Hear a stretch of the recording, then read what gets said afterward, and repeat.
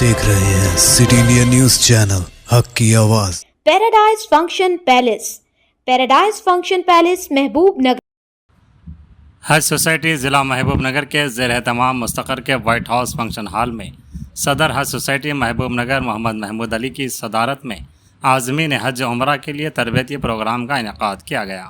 اس programme میں مہمان خصوصی کی حیثیت سے مولانا سید شاہ غلام افضل بیابانی خسرو پاشا، صدر نشین تلنگانہ اسٹیٹ حج کمیٹی، عبید اللہ کوتوال اقلیتی کارپوریشن چیئرمین، محمد سجاد علی ایگزیکٹو آفیسر SHC، عرفان شریف ایگزیکٹو آفیسر HSC نے شرکت کی، جبکہ مہمان مقرر کی حیثیت سے محسن خان چیف ٹرینر دہلی، تسلیم انصاری خطیب و امام جامع مسجد کورمپیٹ، مفتی آصف صاحب حیدرآباد، خلیل احمد سابق چیئرمین اسٹیٹ حج کمیٹی AP نے شرکت کی۔ اس موقع پر افضل بیابانی خسرو پاشا نے عازمین حج عمرہ کو مشورہ دیا کہ مناسک حج کو صحیح طریقے سے ادا کرنے کی کوشش کریں اور اس دوران اپنی صحت کا خاص خیال رکھیں، کیونکہ ہندوستان کے موسم میں اور سعودیہ کے موسم میں کافی فرق رہتا ہے۔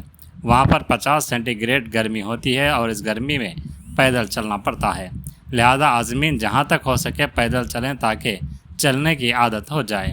انہوں نے عازمین سے کہا کہ وقت پر ویکسینیشن لیا جائے۔ مناسک حج کو صحیح طور پر ادا کرنے کے لیے صحت کا بہتر ہونا ضروری ہے۔ انہوں نے کہا کہ خادم الحجاج اور حج انسپکٹر کو اس سال گائیڈ لائنز کے مطابق اچھی طرح سے ٹریننگ دیتے ہوئے تیار کیا گیا ہے۔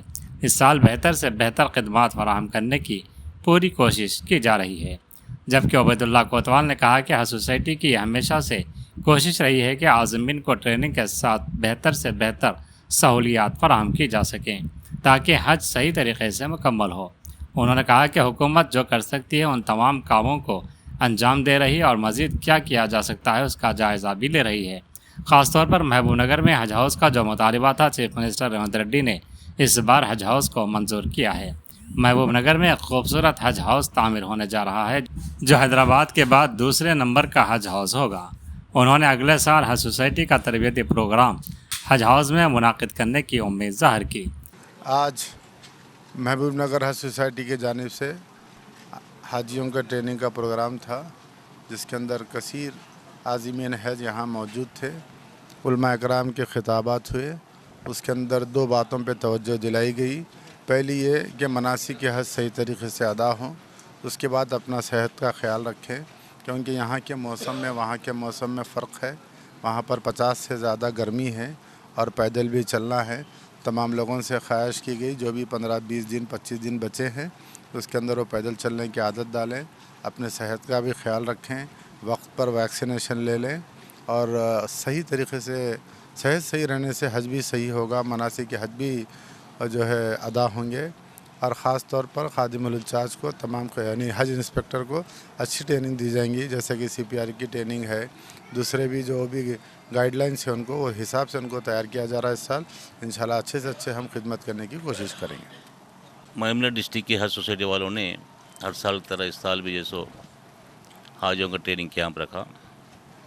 ہم خوش قسمت ہے کہ آج اس موقع ٹریننگ کیمپ میں اسٹیٹ حج کمیٹی کے صدر ہمارے عرض عزیز افضل بیابانی صاحب موجود تھے۔ حج سوسائٹی والوں نے بہت سی کوشش کری، ہمیشہ کوشش کی تھی کہ حاجیوں کو اچھی سہولتیں ملیں، صحیح ٹریننگ دی جائے تاکہ ان کا حج جیسو مکمل ہو۔ سرکار کی اور سے جو کرنا ہے کر رہے ہیں، اس کے علاوہ بھی جیسو اور بھی جیسو کچھ نئے جو کچھ کرنے کا بھی ہے تو لوگ جیسو اس کا جائزہ لیا ہے۔ خاص کر کے حج ہاؤس کا جیسو بہت بڑا ڈیمانڈ تھا محبوب نگر میں۔ اس بار ریونت ریڈی صاحب نے بڑی دل کر جیسو اس حج ہاؤس کو سینکشن کیا ہے۔ اس کے ٹینڈرز بھی ختم ہیں۔ ایک خوبصورت حج ہاؤس محبوب نگر میں بننے جا رہا ہے۔ میں سمجھتا ہوں حیدرآباد کے حج ہاؤس کے بعد جیسا محبوب نگر کا حج ہاؤس اتنا اچھا خوبصورت بنے گا۔ انشاءاللہ اللہ سے دعا کریں کہ نیکسٹ حج کا جو سوسائٹی والے جو ٹریننگ کیمپ رکھیں گے وہ رکھنے کی کوشش کریں گے۔ میں پھر ایک بار محبوب نگر کے سوسائٹی کے پریزیڈنٹ صاحب کو، ان کی ٹیم کو مبارک دیتا ہوں کہ انہوں نے بڑھ چڑھ کر ہمیشہ جو کوشش کی ہے آج بھی وہ کوشش کی ہے، لہٰذا کوشش جاری رکھیں اور ضرور جیسو زیادہ سے زیادہ حاجیوں کو جیسو سہولت پہنچانے کی کوشش کریں۔